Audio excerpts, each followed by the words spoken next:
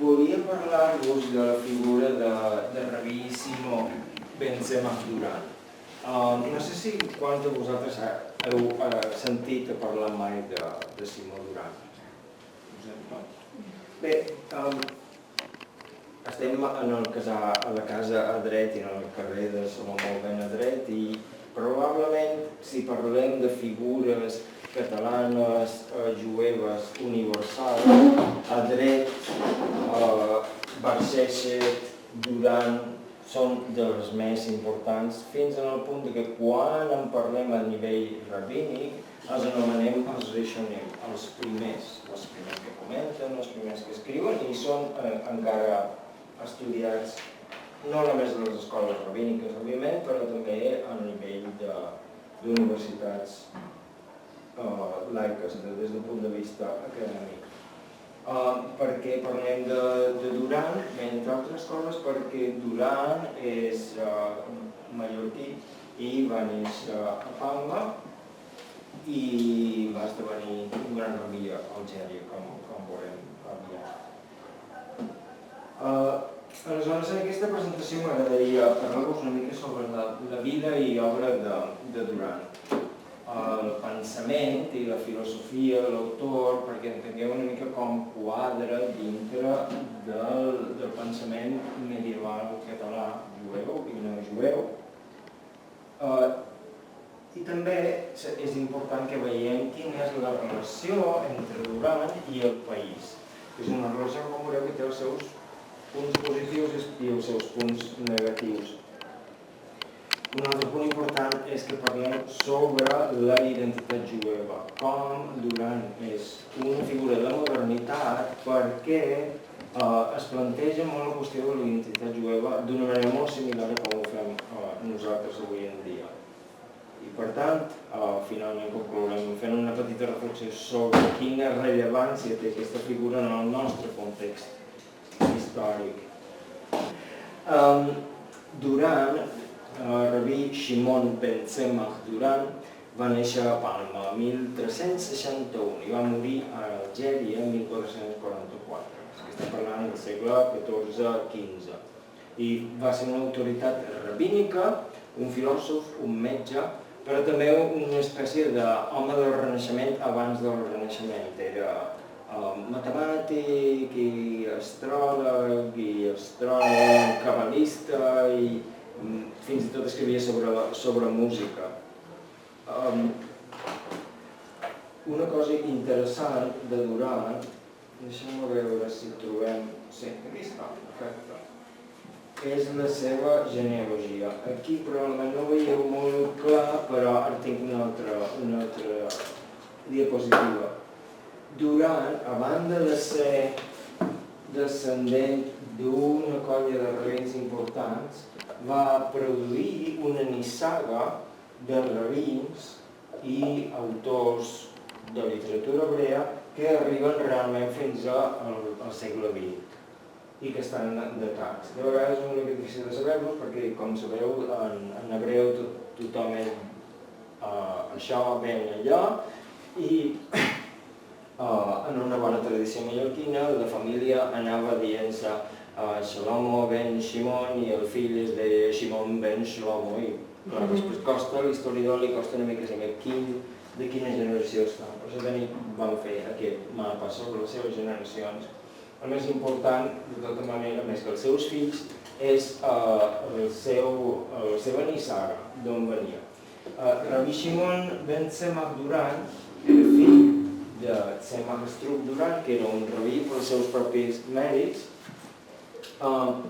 que estava relacionat amb el gran filòsof Gersònides, com veieu allà. Es va casar amb Bongola, la filla de Jonà de Mestre de Terol, que era la neta de Nachmànides per un costat i de Jonàs de Girona. Era una persona que estava molt emparentada, la dona, estava molt emparentada amb el cercle de Girona, els grans cercles de Girona i de Terol. I per allà Gersònides amb la Provença, amb els savis de la Provença.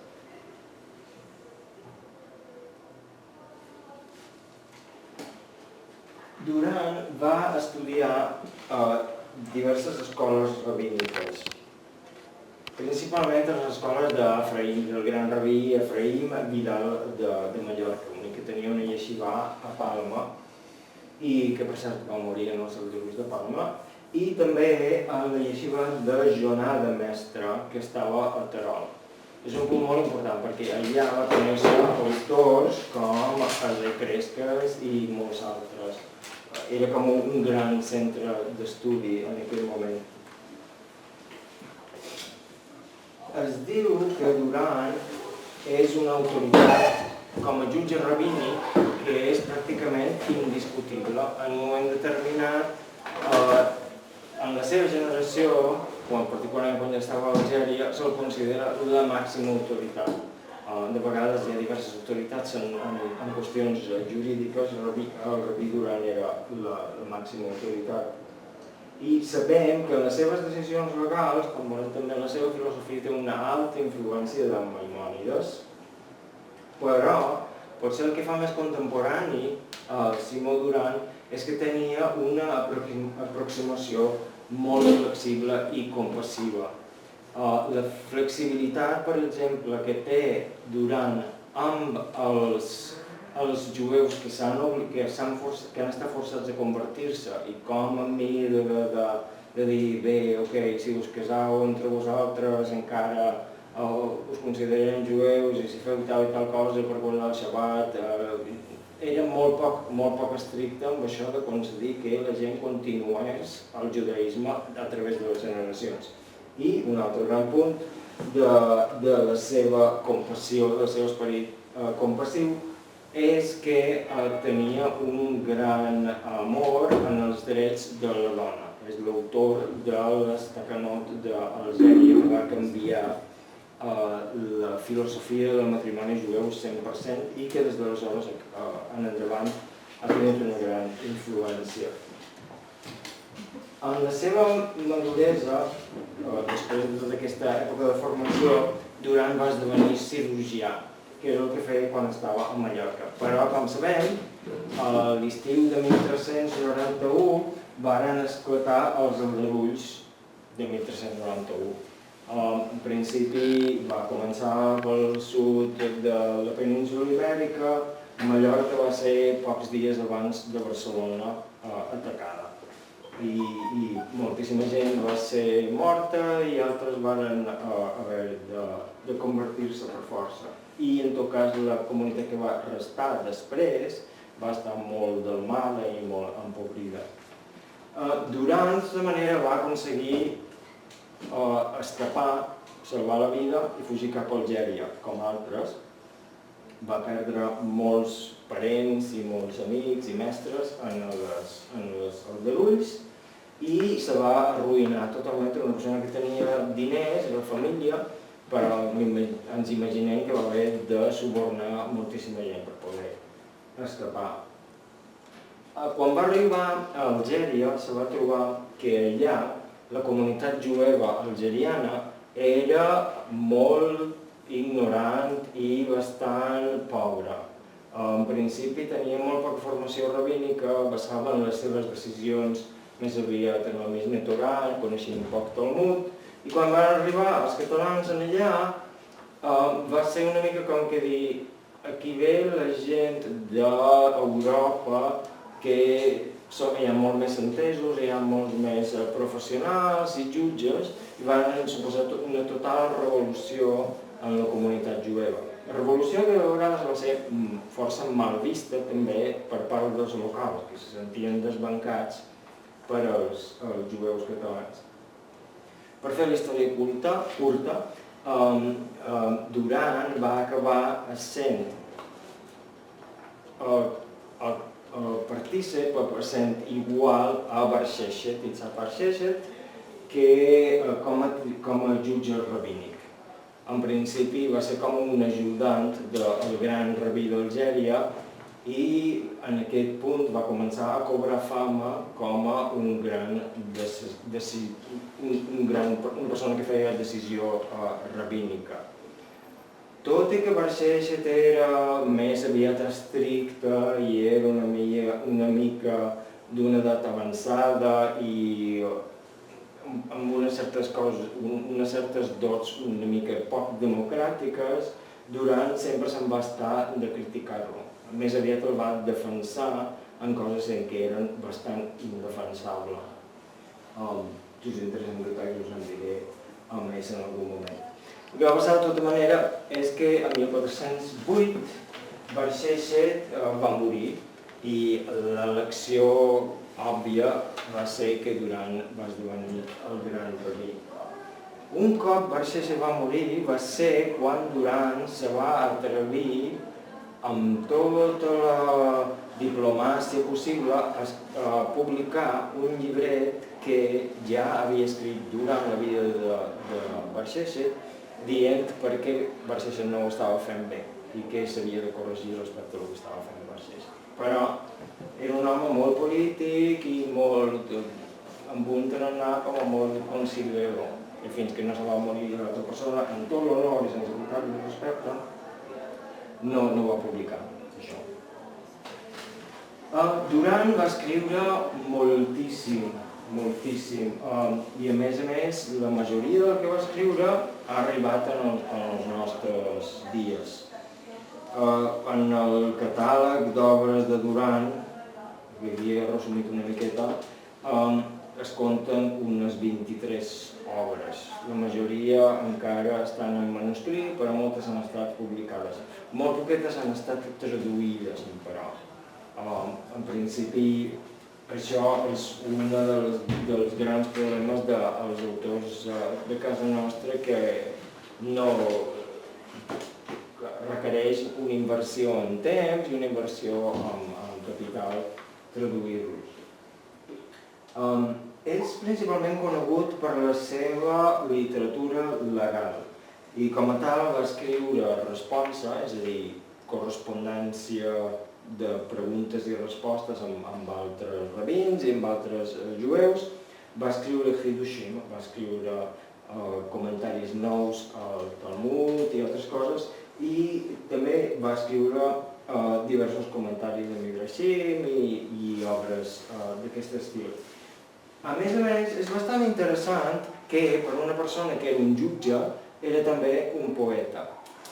I tot i que no estava a l'alçada d'un dels grans poetes com Yehuda Leví, com Ibn Sapruta, un d'aquests, però de tota manera la seva qualitat poètica no és gens menyspreable. Té un domini de la llengua molt considerable. Va escriure poemes propis, piutim propis, que van arribar a ser part dels llibres de pregàries del ritual algerià, i també va escriure comentaris a altres poemes litúrgics, evidentment. De tota manera, el que el fa més famós, com en general en un nivell acadèmic, és la seva obra filosòfica. Si es manté a qualsevol departament d'estudis jueus del món la figura de Duran, no es preocupa tant la qüestió rabínica, perquè evidentment no és un estudi religiós, però sí la seva base filosòfica. No només respecte a la seva polèmica amb el famós Hasdai Queisques, sinó també perquè va ser la persona que va assentar la base per el que coneixem com els principis bàsics del judaïsme. Aquest és un concepte que de vegades costa una mica d'entendre. M'agradaria fer... potser en parlem una mica més endavant. Què són això dels principis fonamentals i per què és tan important? En tot cas, com dic, Rabbi Simó Duran era maimonidià, en aquella època en què hi havia aquesta divisió entre gent que era a favor de la filosofia de Maimònides i gent que era molt més tradicionalista. De tota manera, no agafa Maimònides al 100% i accepta paraula per paraula el que ve. De fet, existeix una reelaboració de la filosofia de Maimònides, d'aquest aristotelisme, l'aristotelisme, queda a les costa molt a Cresques, a Hasdai Cresques. El més interessant, que justament va ser amb qui va tenir enfrontament més gros, Hasdai Cresques. El que realment el fa diferent de tots aquests maimonidians és que al mateix temps tenia una gran influència del misticisme i que valorava molt el coneixement místic. De fet, Shimon Durant parla de Kabbalah com a coneixement veritable i addueix, per exemple, que una de les manques de la filosofia islàmica és estar mancada d'aquest coneixement cabalístic.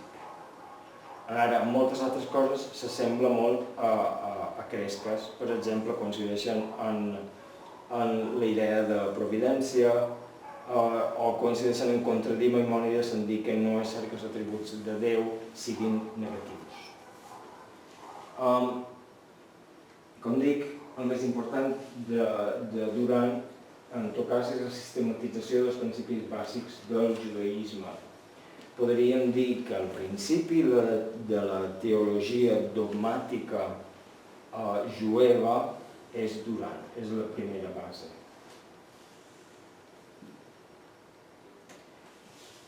Parlem una mica sobre quins foren els dos grans tractats filosòfics de Rabí Durant. El primer és Ohev Mishpat, que se formula com un comentari a Pirkei Avot precedit d'un tractat filosòfic introductori. El tema central, de tota manera, són els postulats i creences sense les quals no podem afirmar l'origen diví de la Torà i que constitueix una reelaboració dels principis de la fe de Maimònides. Dogmàtic. Us sona el concepte de dogma.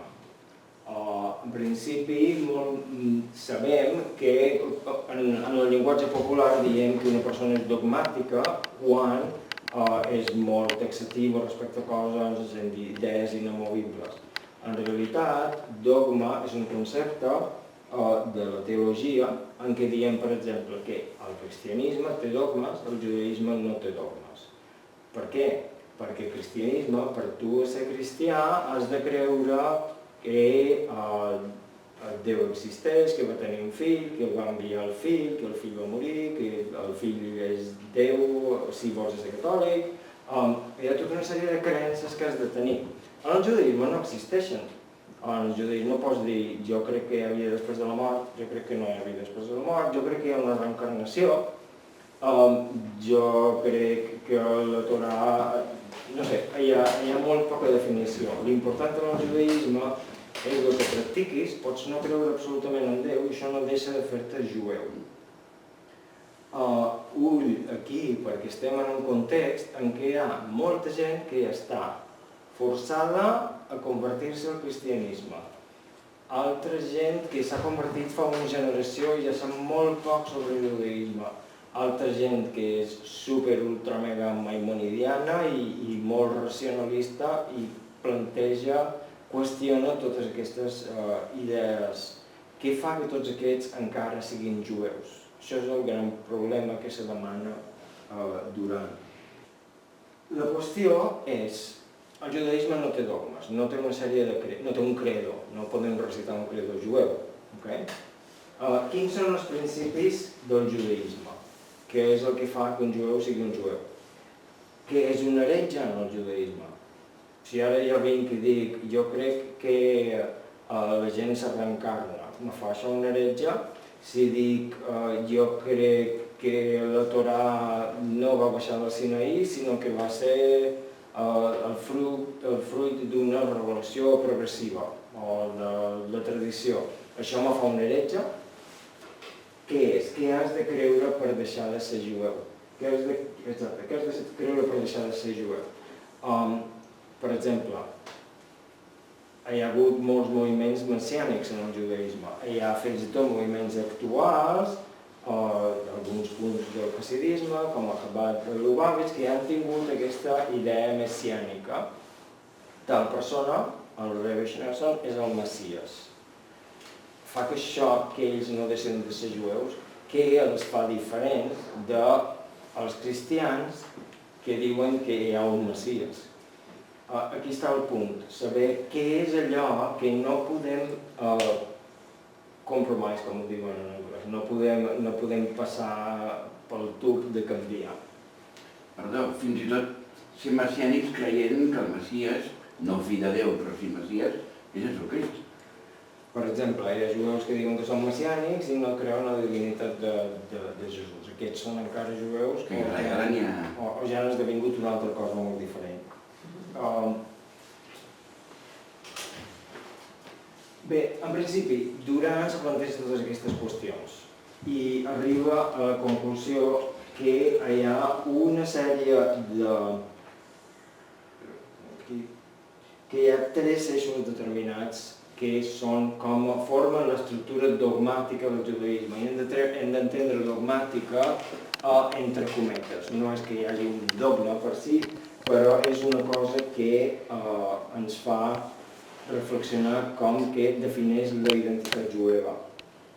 Aquests tres principis són l'existència de Déu, el fet que hi ha una unitat, que Déu és etern i que és incorpori, l'eternitat de la Torà, que hi ha una profecia, que hi ha la revelació mosaica, que la Torà és immutable, i la retribució que hi ha providència, que hi ha l'era messiànica i que hi ha resurrecció.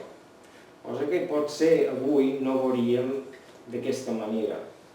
En tot cas, Duran, a través de la seva evolució filosòfica, perquè veiem una evolució filosòfica en la seva obra, arriba un punt en què diu sí, d'acord, però què passa si un jueu no creu en la resurrecció, no creu que vindrà una era messiànica? Vol dir això que ja l'hem perdut, que ja no és jueu? Arriba, per tant, a la conclusió que allò que fa que el jueu sigui jueu és principalment la idea de l'eternitat de la Torà. La Torà és eterna. En el sentit que, si penseu en el que separa allò que diuen les religions del llibre, el judaïsme va rebre la Torà, allà està, és el corpus principal que construeix el pensament teològic. Després va venir el cristianisme, i què va dir?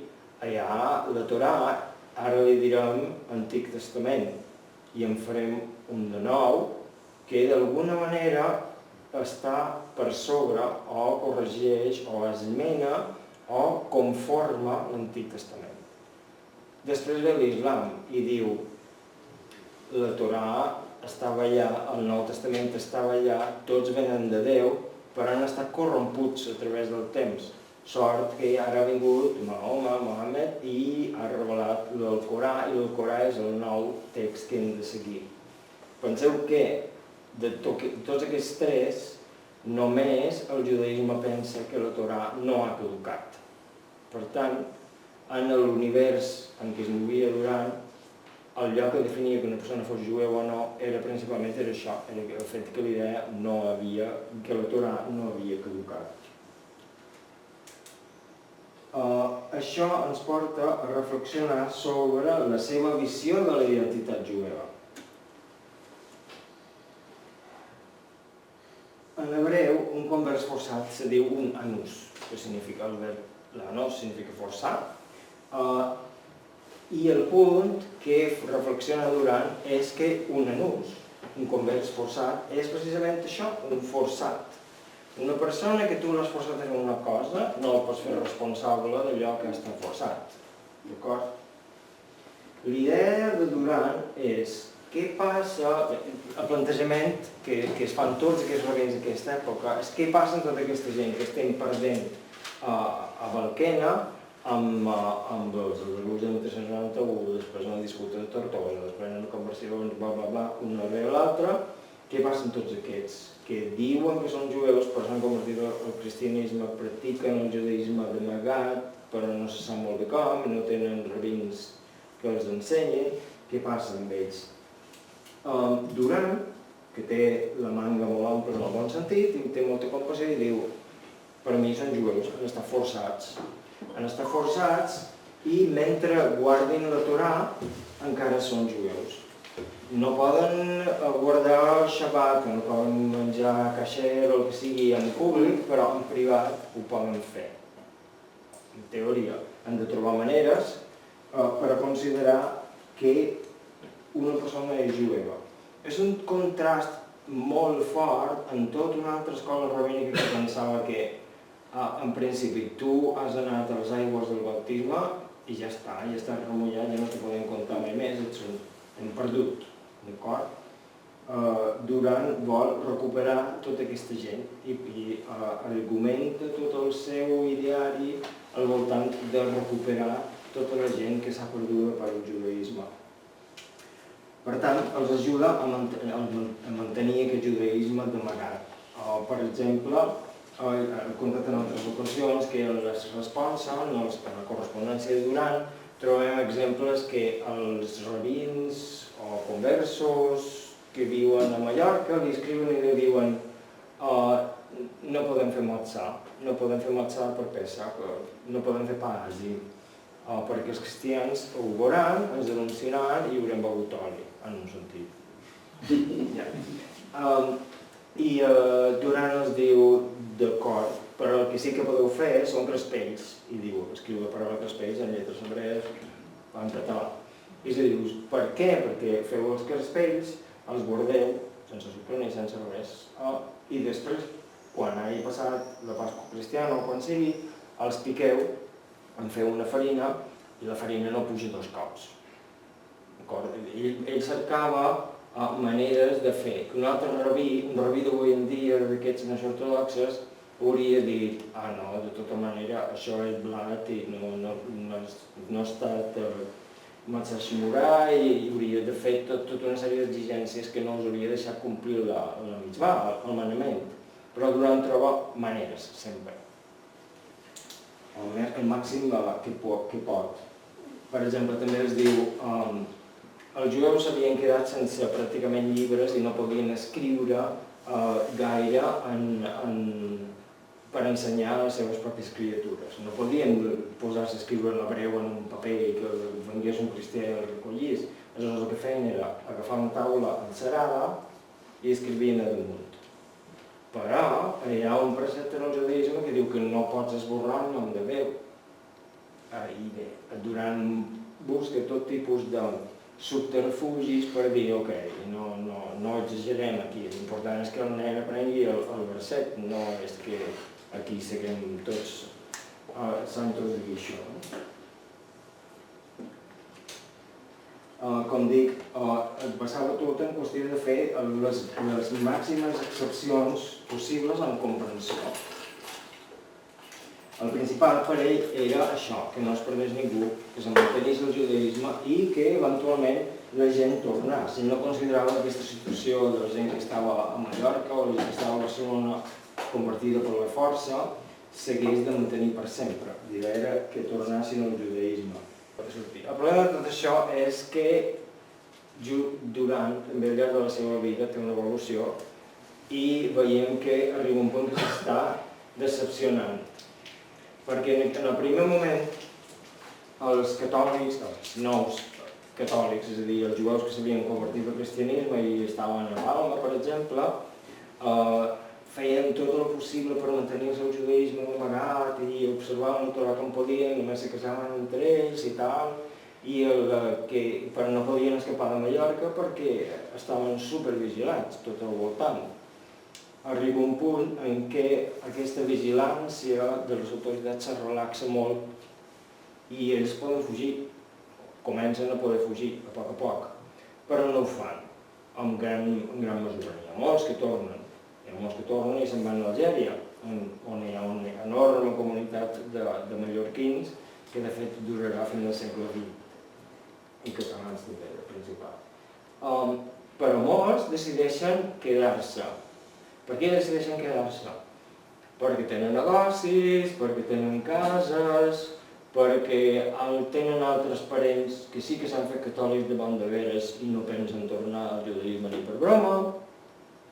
Aleshores, Duran, en certa manera, fa aquesta reflexió i diu jo he estat com a molt compassiu i molt entenedor en acostar aquests conversos, però no està donant res de part seva. Molta d'aquesta gent no estan ajudant-se a mantenir el judaisme, estan molt còmodes en ser conversos, en ser catòlics i una mica jueus, però no necessàriament tenen ganes d'arriscar la vida o arriscar la fortuna o arriscar la família per tornar al judaisme en un lloc lliure com Algèria o més tard Itàlia i l'Imperi Otomà.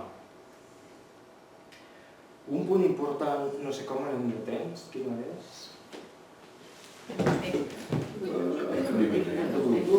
Ok, ja vaig acabant. És la relació de Duran amb el país. Com dic, Simó Bensemat Duran era una persona que era plenament mallorquina, plenament de cultura catalana, la seva llengua català. Fa servir l'hebreu per escriure perquè és una llengua culta, igual que els cristians van servir el llatí, però el seu hebreu està plegat de catalanismes, moltíssimes paraules catalanes. Parla de pletes, i parla de raspells, i parla de pecats venials, pecats mortals, i ho escriu en català. Després ho tradueix a l'hebreu al darrere. Per tant, una persona totalment integrada. Mentre vivia a Palma, era una persona molt integrada dintre la societat amb l'enteniment que en aquell temps hi havia una separació molt clara entre els jueus i els cristians, però bé, l'home era un cirurgià i tractava moltes gens cristianes, principalment gent d'alta classe social. Després, de tota manera, quan passa el de l'any 1391, existeix aquesta confrontació, aquesta ambivalència.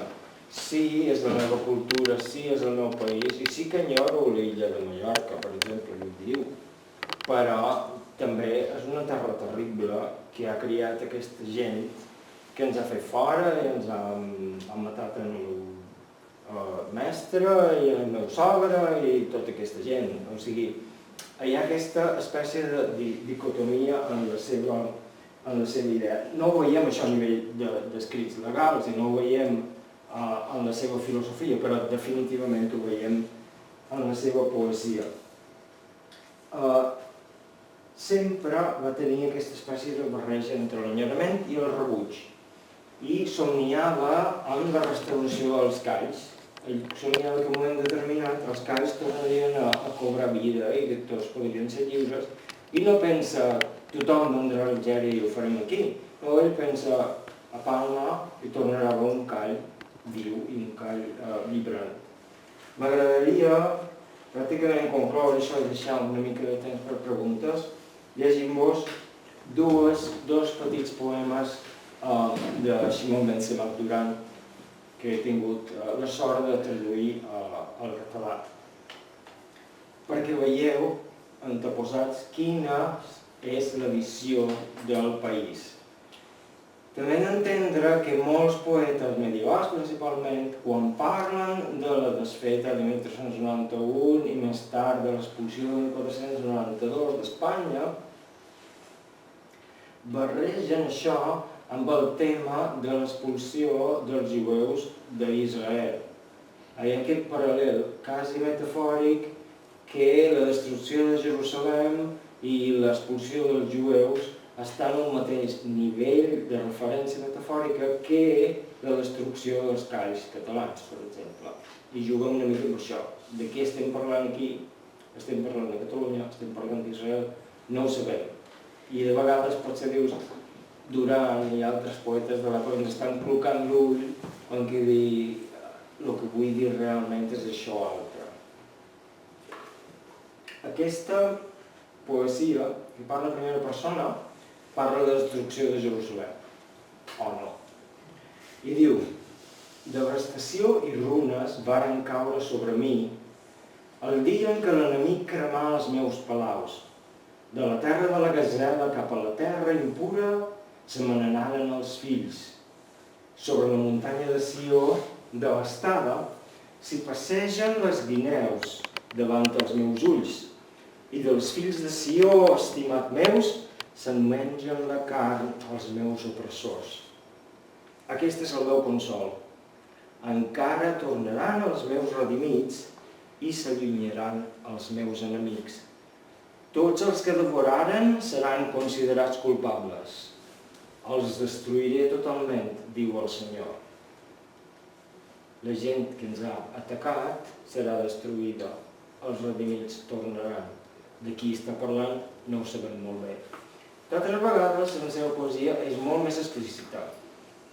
1391, atacs del mes d'agost, quantitat de gent morta, va morir Efraín Vidal. Va morir Revisionats del mestre, el seu sogre i cap de la yeshiva on ell va estudiar, cap de la yeshiva on va estudiar Cresques.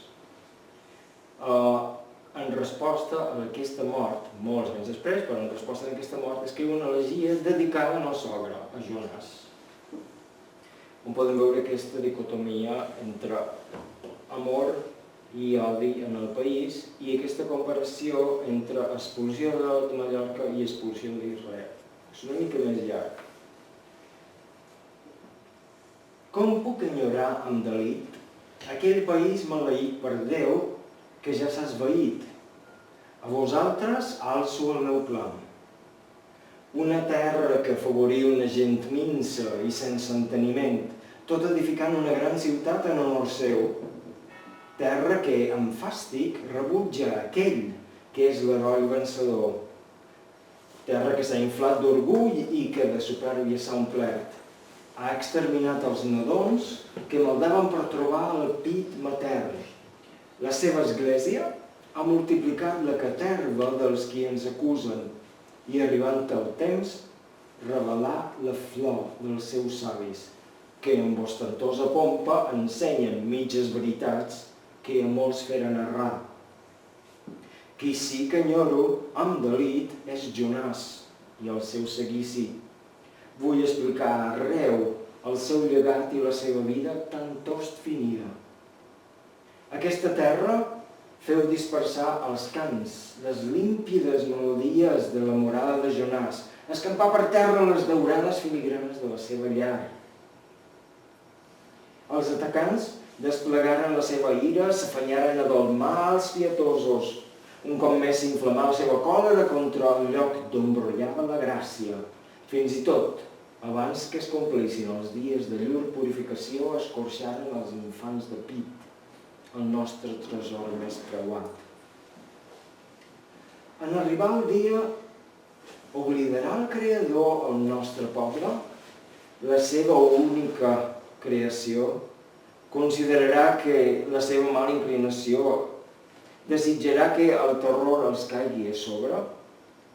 Déu rebutja la niciesa dels folls, del poble que coronava el seu cap en rauxa.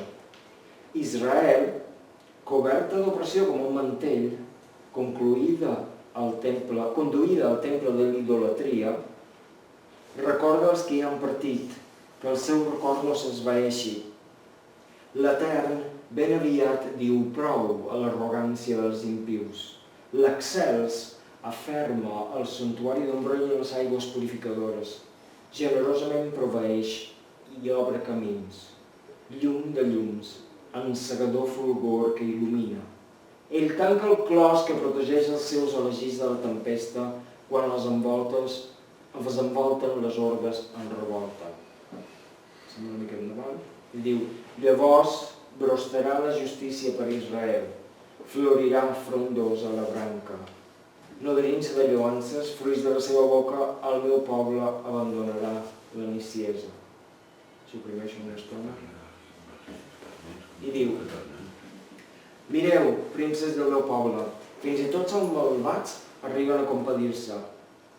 Dins les portes del call, els seus habitants guarden record dels que han tornat a la pols. Allà visqueren nobles i rics amb precioses morades.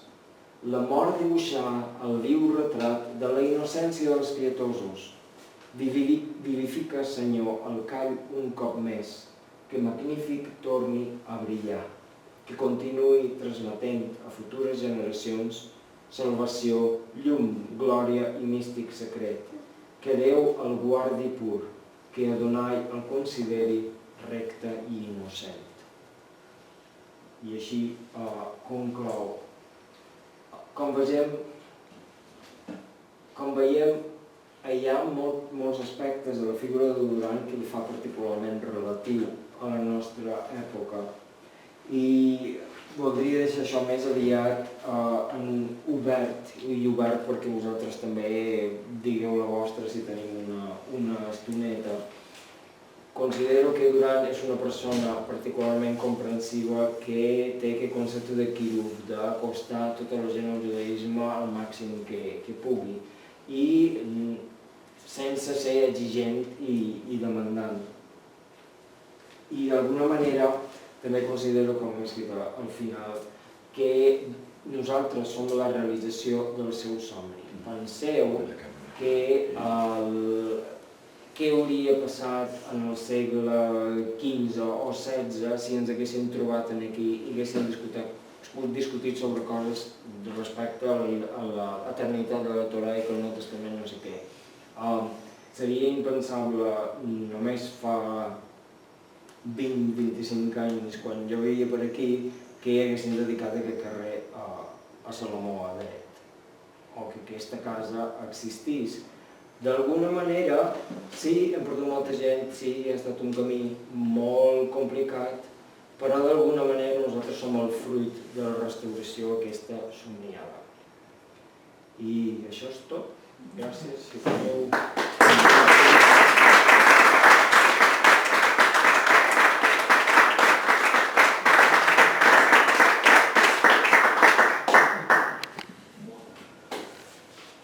Molt interessant i moltes gràcies.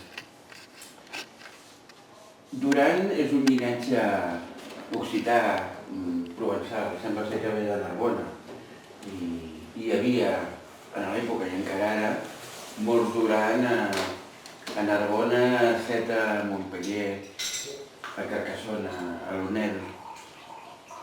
Molts d'aquests jueus provençals van arribar a Mallorca en un primer moment, junt amb Jaume I, i es van quedar alguns a Ciutat, altres a Pollença i especialment a Montuïri. Per l'època, els avis del Duran eren d'aquests jueus provençals? Fins i tot els avis. En el cas de Duran, es tornem una mica a la generació. I segona pregunta, seria un rabí d'un judaïsme reformista, si visqués ara? Bona pregunta. Depèn, si ets reformista te diré que sí.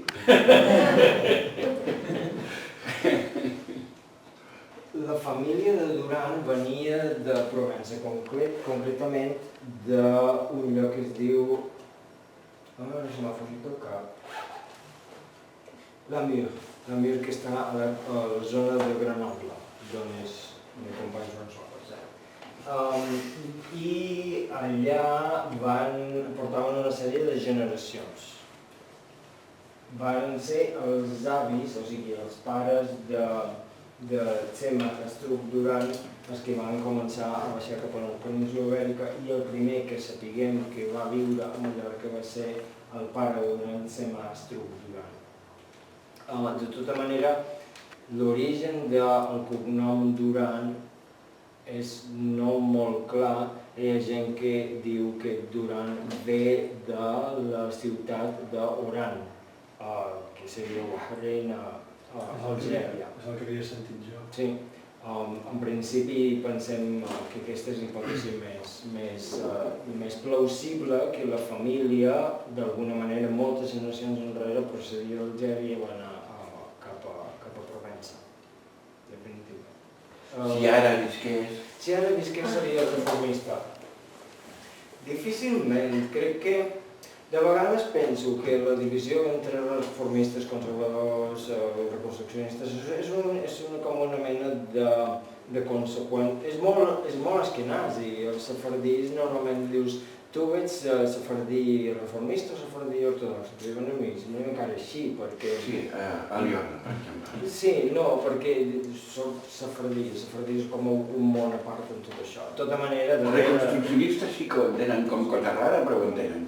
Sí, de tota manera, darrere de les denominacions s'amaga tota una sèrie de plantejaments teològics. No podem saber què seria avui. Jo crec que en principi era una persona altament observant i altament meticulosa. De tota manera, si avui fos ortodox, m'imagino que Rabí Duran no seria un ortodox que és de la seva que fa la vida impossible a la gent i que discrimina la gent. Adaptable.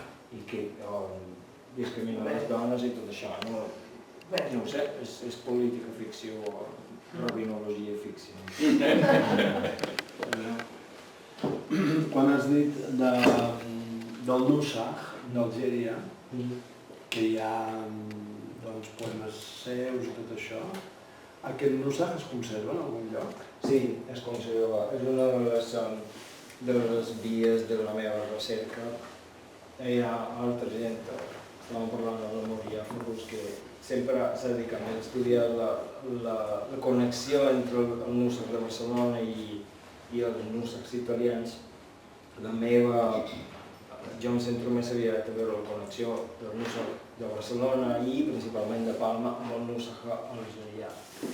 Duran va escriure molt sobre litúrgia i van canviar totalment els ritus, de manera que em sembla que en 1830 a tot el país només hi havia una sinagoga que no fes els ritus català. Va ser l'elit intel·lectual la que va esborrant els ritus algerià dels primers que hi havia allà. Com li deien en aquest Nusach? Té un nom? Ara no ho tinc aquí. Li deien que li deien al Harriyin i un altre li deien al Melachin, em sembla que és així. El Melachin que venia de la Melach i el Harriyin, no sé exactament què vol dir, en àrab. Si t'interessa te puc buscar això. No li deien català en principi. Hi ha altres llocs com a Salònica que sí que se coneixia com a català. Ja li deien el ritus algerià, Minhag Kehilot Alger.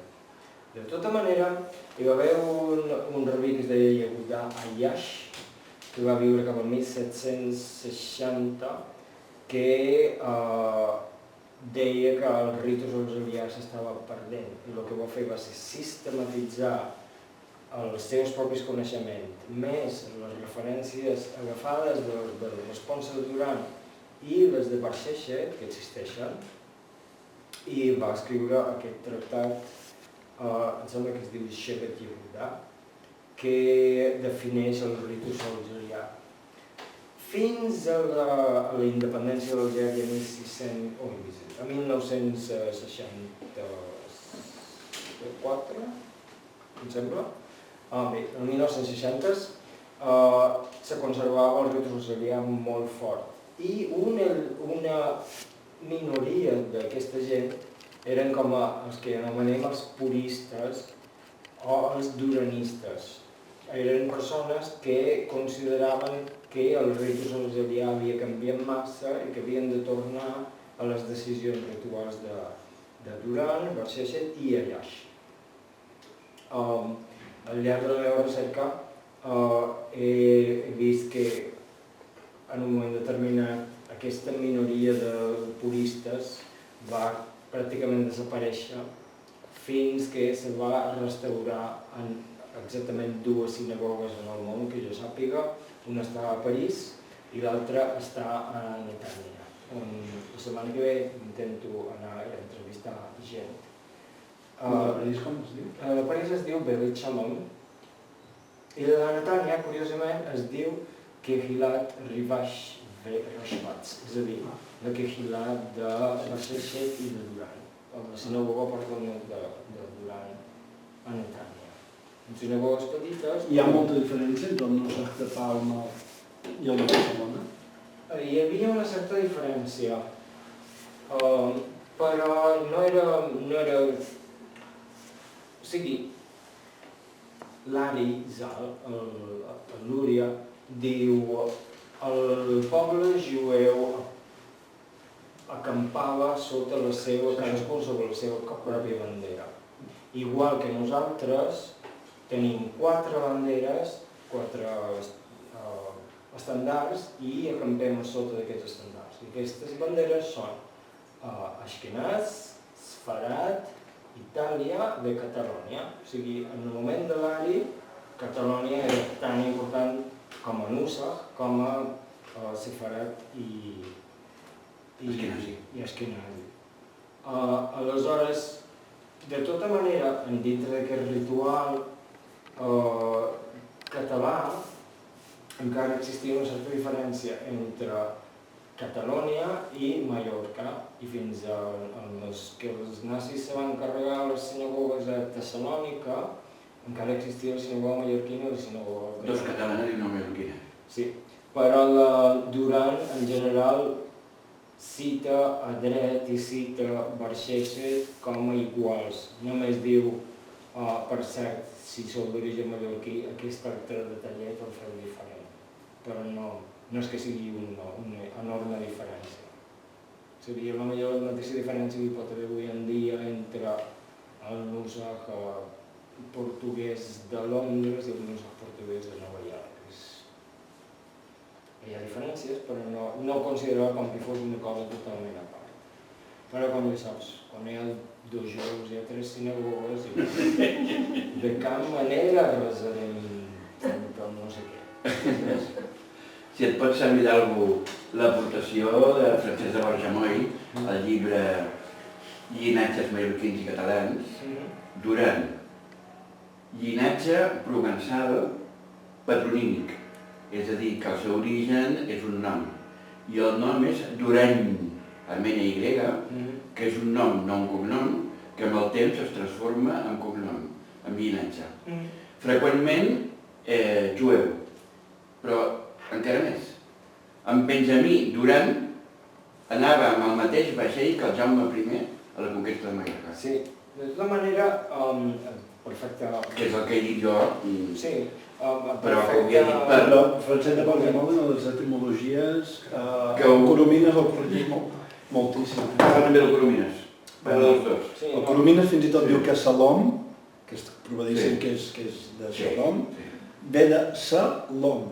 És a dir, les etimologies per Francesc de Borjamoll i Coromines... Però aquí parla dels dos. No dic que sigui segur, però vull dir, no sóc jo que m'ho invento, són personatges importants que ho diuen. I a més anava amb el mateix barco del Jaume I.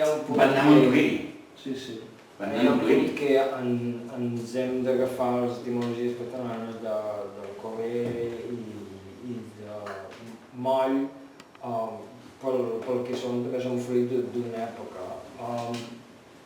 Tots dos tenien una gran formació en romàniques i un cert coneixement d'origen germànic. I intueixen moltes vegades. Però no tenien una base de semítiques. Intueixen. No, i a més, però el fet que anés al mateix barco, això ja no és intuïció. Però ell ha dit que eren famílies del nord d'Àfrica que havien anat cap a Europa, en un principi. A més, en el Diccionari Català Valencià Balear recull totes dues. És a dir, recull la d'Oran, és a dir, d'Algèria, i recull la que tu dius de Durany.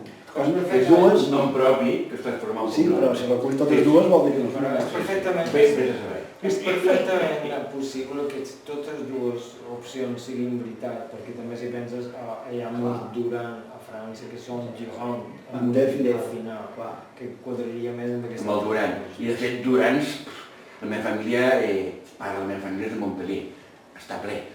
Però també pot estar ple és de Montpellier o dels Peguans. No, i de vegades les grafies poden convergir amb una grafia que aglutina les formes. No sé... Has fet aquesta conferència a Palma? Aquesta mateixa? No l'he fet mai a Palma. Vaig fer una cosa relativament similar amb BAC la setmana passada, però tenia un altre cas enfocat més. Era el llibre, no? Era sobre el llibre per se, més que res sobre què va passar quan feia el llibre, perquè tot arran, per fer la història curta, arran de que estàvem fent una mica de recerca pel llibre, l'editor em va dir necessitem una foto de l'època que retrati Duran. I dic, no hi ha una foto del segle XIV, i no hi ha un dibuix del segle XIV que surti Duran. Jo sabia que existia la làpida de Duran. Ah, sí? I almenys sabia que, a nivell textual, sabia el text, perquè diversos autors ho citen. Vaig cercar i vaig localitzar la làpida de Duran existeix. I no només existeix, està a Eugeni, al cementeri de Sant Eugeni.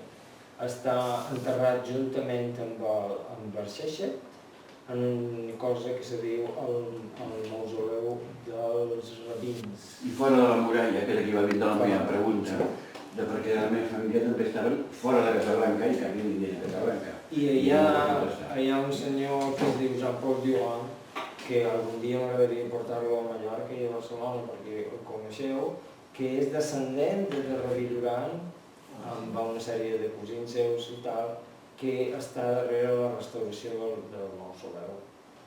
Que el mausoleu s'aguantava molt bé fins a l'època de la independència, quan van entrar els islamistes principalment, se'ls va multiplicar les bretolades i destruccions.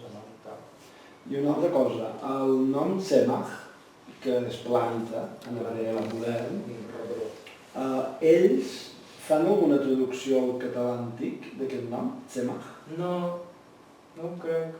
Em sembla que Tzemach es feia dir estruc, però estruc no té... Però estruc vol dir feliç. Vol dir feliç. Bueno, de bon estruganç o masal, masal és de dona, però... No sé si hi havia un intent de traducció del Tzemach. Sí, no crec que fos una traducció, simplement devia ser com a... no sé. Imagino que en un punt determinat la gent com ara tenia un nom català i un nom hebreu. No me sona que ningú es digui res que s'assembli a Tzemach. Tzemach en aquell moment tenia molt més el sentit de rebrot. Sí, de rebrot des d'un punt de vista físic, però també en el sentit espiritual. I n'hi ha molts de Tzemach. Tzemach com es va dir, Una pregunta. El llibre aquest, el Magenabot, ell l'escriu quan hi ha, diguem, la disputa de Tortosa, abans o després? És que escriu una mica després de la disputa. O sigui, és una obra enciclopèdica. Allà ja ha començat la discussió dels dogmes entre les dues religions i també hi ha Josep Albó, que també hi participa. Però vull saber si el va escriure el llibre després o...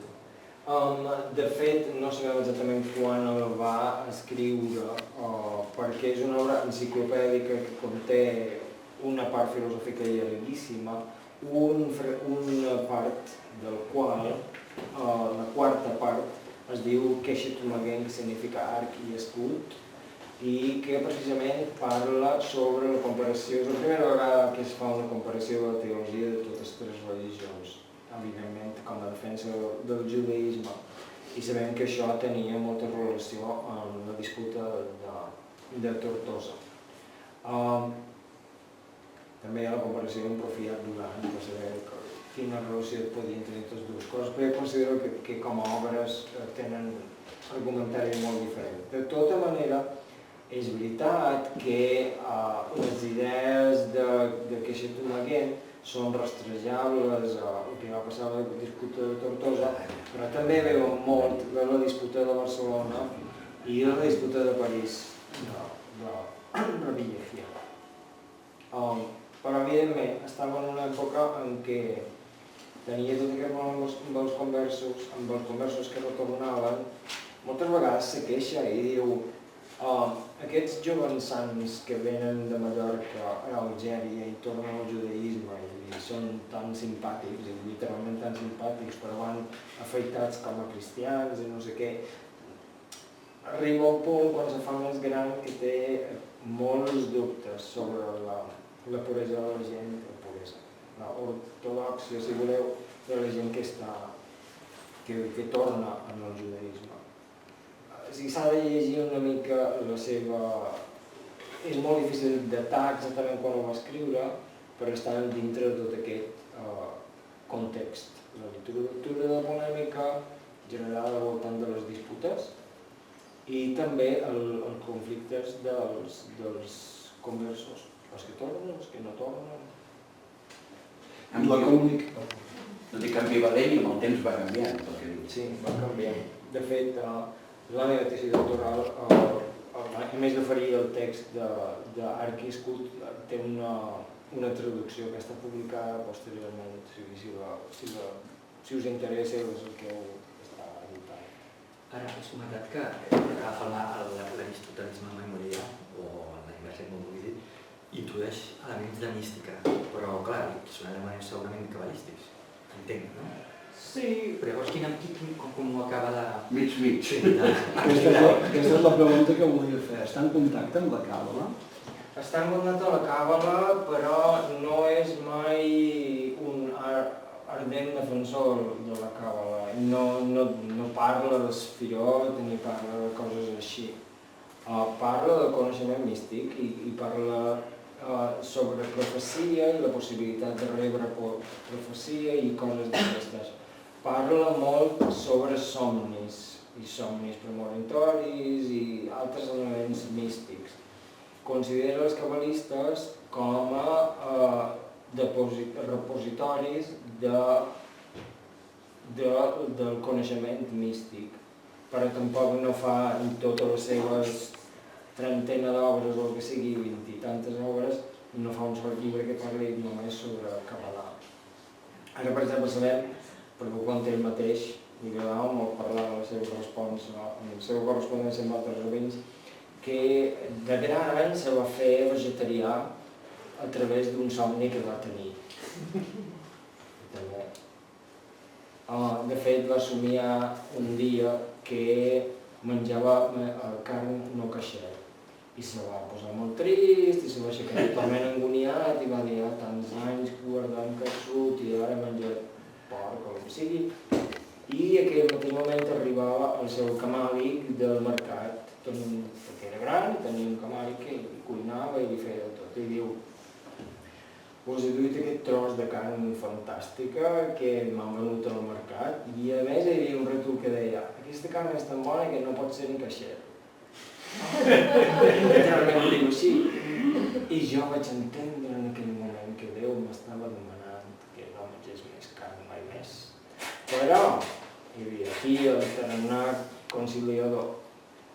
Tot i que jo a partir d'ara no menjaré mai més carn, no ho vull imposar en els altres jueus que ja tenen prou problemes per subsistir.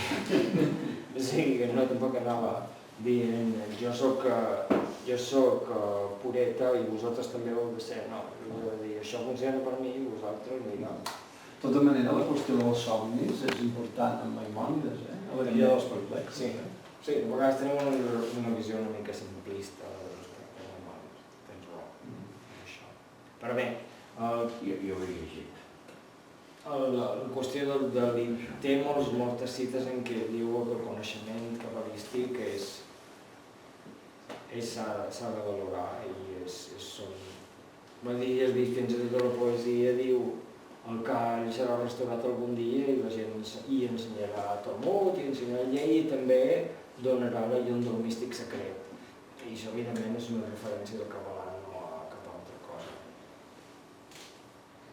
Però no va escriure sobre el Kabbalah en absolut i el seu fill és anti-cabalista. Ja. I la relació entre Mallorca i Algèria quan ell era a Algèria com es donava? És a dir, la correspondència amb els Enosim i ell, com arribaven al correu?